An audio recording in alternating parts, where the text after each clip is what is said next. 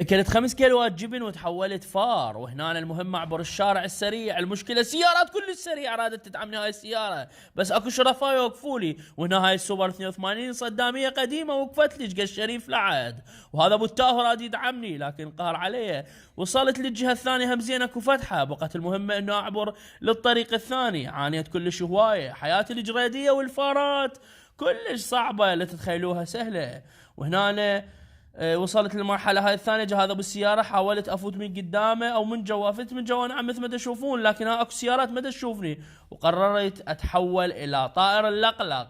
هنا طائر اللقلق كلها تحبه وتخاف عليه وكلها توقف له. هنا طرت لكن ضربت بالسياره.